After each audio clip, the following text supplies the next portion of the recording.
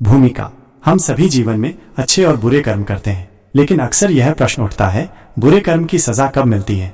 कुछ लोग तुरंत सजा भुगतते हैं, कुछ को वर्षों बाद और कुछ को तो अगले जन्म तक इंतजार करना पड़ता है। इस रहस्य को श्री कृष्ण ने महाभारत और भागवत गीता में स्पष्ट किया है। आज हम एक ऐसी कथा जानेंगे जो न केवल इस प्रश्न का उत्तर देती है, बल्कि जीवन को बदल देने वाली शिक्षा भी देती है।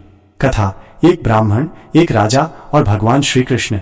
बहुत प्राचीन समय की बात है। द्वारका नगरी में एक ब्राह्मण रहता था। उसके घर बार बार संतान जन्म लेते ही मर जाती थी। अब तक उसकी 9 संतानें मृत पैदा हुई थी। दुख से टूटे हुए उस ब्राह्मण ने एक दिन क्रोधित होकर द्वारका के दरबार में जाकर राजा उग्रसेन और भगवान श्री कृष्ण से शिकायत की। ब्राह्मण, हे राजन, यह कैसा राज्य है जहाँ ब्राह्मण की संतानें जन्म लेते ही मर जाती हैं? राजा का धर्म है प्रजा की रक्षा करना, लेकिन मेरी तो कोई नहीं सुनता।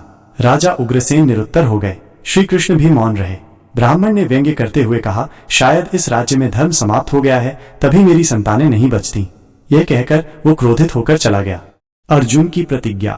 जब अर्जुन को इस बात का पता चला तो उन्होंने शपथ ली, अगर ब्राह्मण की अगली संतान मर गई तो मैं अपने प्राण त्याग दूंगा। फिर अर्जुन ने अपने दिव्य धनुष से रक्षण चक्र बनाए और पूरी शक्ति से अगली संतान की रक्षा की। लेकिन आश्चर्य, 10वीं संतान भी मर गई। अर्जुन बहुत दुखी हुए और अपने वचन अनुसार आत्मदाह करने चले। कृष्ण का रहस्योद्घाटन। तभी श्री कृष्ण प्रकट हुए और बोले, पार्थ, ये कार्य तुम्हारी या मेरी शक्ति से परे नहीं है, लेकिन इसके पीछे एक रहस्य है जिसे जानना आवश्यक है। चलो, मैं तुम्हें उस लोक में ले चलता हूँ जहाँ इस रहस्य का उत्तर मिलेगा। श्री कृष्ण अर्जुन को लेकर विष्णु लोक गए। वहाँ भगवान विष्णु ने बताया कि ब्राह्मण की 10 संतानें वास्तव में मृत नहीं थीं, बल्कि उन्हें एक विशेष कारण से उठा लिया गया था, पिछले जन्म का कर्म। भगवान विष्णु बोले, यह ब्राह्मण पूर्व जन्म में एक अमीर लेकिन घमंडी व्यापारी था। उसने गरीबों का अपमान किया, ब्राह्मणों को दान देने से इनकार किया और एक दिन गर्भवती गाय को मार डाला था। उस गाय की पीड़ा और अन्य पापों के कारण उसे यह सजा मिली। जन्म जन्मांतर तक उसका पाप उसके पीछे पीछे चल रहा था। अब उसके कर्मों का फल समाप्त हो रहा है, इसलिए उसकी 11वीं संतान उसे प्राप्त होगी और दीर्घायु होगी। संदेश और शिक्षा। इस कथा से हमें ये समझने को मिलता है कि बुरे कर्म की सजा तुरंत नहीं मिलती, लेकिन अवश्य मिलती है। ये सजा 3 समयों में मिल सकती है। 1, इसी जन्म में। कई बार व्यक्ति को अपने बुरे कर्मों का फल इसी जीवन में भोगना पड़ता है। 2, अगले जन्म में। कुछ पाप ऐसे होते हैं जिनका फल अगले जन्म में मिलता है, जैसा कि इस कथा में ब्राह्मण के साथ हुआ। 3, कई जन्मों के बाद सबसे गंभीर पापों का फल कई जन्मों तक पीछा करता है और तब तक नहीं छूटता जब तक उनका प्रभाव समाप्त न हो जाए। ये कहानी कर्म के सिद्धांत पर जोर देती है कि हमारे हर अच्छे या बुरे कार्य का परिणाम होता है। इसलिए हमें हमेशा अच्छे कर्म करने चाहिए और दूसरों के प्रति दयालु रहना चाहिए, क्योंकि कर्मों का फल हमें किसी न किसी रूप में जरूर मिलता है।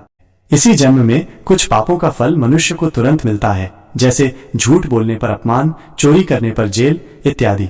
अगले जन्म में यदि पाप बहुत बड़ा है या उसका फल देर से मिलना है, तो वो अगले जन्म में मनुष्य को भोगना पड़ता है।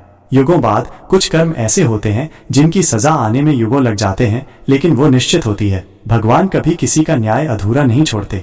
श्री कृष्ण की वाणी से ज्ञान। भगवत गीता में श्री कृष्ण ने कहा, कर्मण्येवाधिकारस्ते मा फलेषु कदाचन। तेरा अधिकार सिर्फ कर्म करने में है, फल देना मेरा काम है। और एक और श्लोक में वे कहते हैं, जो जैसा कर्म करता है वैसा फल उसे अवश्य मिलता है, चाहे अभी मिले या बाद। जीवन बदलने वाली बातें। अपने कर्मों पर नियंत्रण रखो, क्योंकि वही आपका भविष्य बनाते हैं। दूसरों का दुख देना कभी भी सस्ता नहीं पड़ता, उसका मूल्य चुकाना ही पड़ता है। पाप से बचो और धर्म का मार्ग चुनो, भले ही कठिन हो। भगवान सब देख रहे हैं और उनका न्याय अचूक होता है।